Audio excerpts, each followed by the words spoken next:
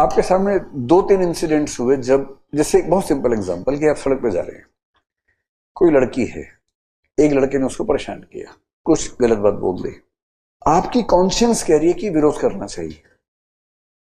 ऐसा इंसिडेंट आपके सामने पिछले 6 महीने में 3 बार अलग अलग जगह हुआ।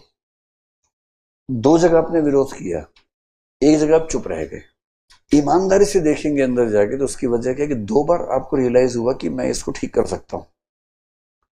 तीसरी बार आपको लग रहा है कि ये जो लोग हैं ये बहुत खतरनाक हैं, अगर मैंने कुछ किया तो मैं खतरे में आ जाऊंगा, और आपने कैलकुलेशन की और नहीं हेल्प की उसकी। This is how we do. Kant छोड़ के बाकी सब हम ऐसे जीते हैं, हम सब ऐसे जीते हैं। We have a cost benefit analysis functioning in the mind, and we do what is in our benefit, or at least which is not against us when we are helping someone. ये हम सब करते हैं।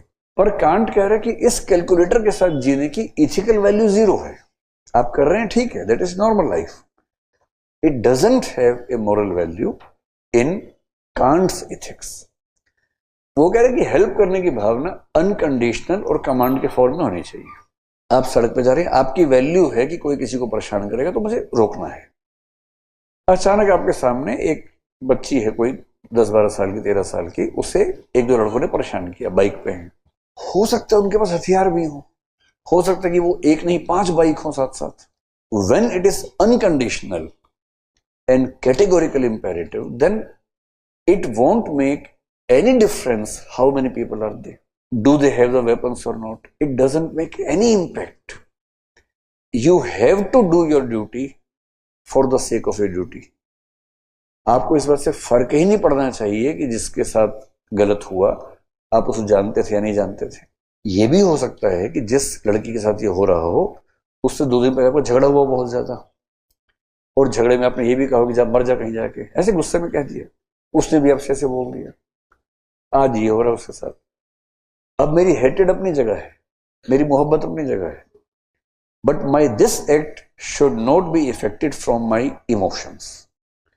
आई have to help her just because of categorical imperative और unconditional command from my mind which says you have to help because you have to help, that's all. ये वाला जो level होता है इथिक्स का, इसको बोलते हैं कांट के फिलोसफी में कैटेगोरिकल इंपेरेटिव। यार मैं इससे ज्यादा कह नहीं पाऊंगा, अब मैं थक गया हूं। हो सकता है कि विजडम हो कि आप स्थित प्रज्ञ हैं और आपको ये भाव है कि मेरी जिम्मेदारी मुझे पूरी करनी है। आपको इस बात से फर्क ही नहीं पड़ रहा कोई मुझे मार देगा। बच्चे कह रहे गोली मार दूंगा, मेरा अरे मार देना है, पहले छोड़ो उसको, गोली मार दूंगा, तुम जाओ बेटा तुम जाओ, चल मार गोली मुझे।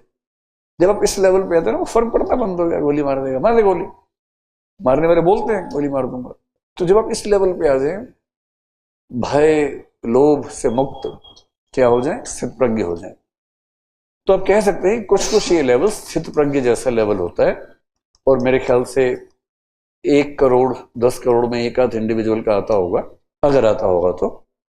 So this is the level which can't is talking about. हाँ आ जाएगा, बोले उसकी ड्यूटी, पुलिस ऑफिसर कह रहे कि मानो जी पुलिस ऑफिसर है, उसकी ड्यूटी है ही बचाना, तो ये मोरल में है नहीं। मेरे ख्याल से इसमें दिक्कत नहीं है। मेरी ड्यूटी है बचाना, अब वो मेरी नौकरी की वजह से है या मेरे इंसान होने की वजह से, but I am doing it for the sake of my duty, तो आ जाना चाहिए।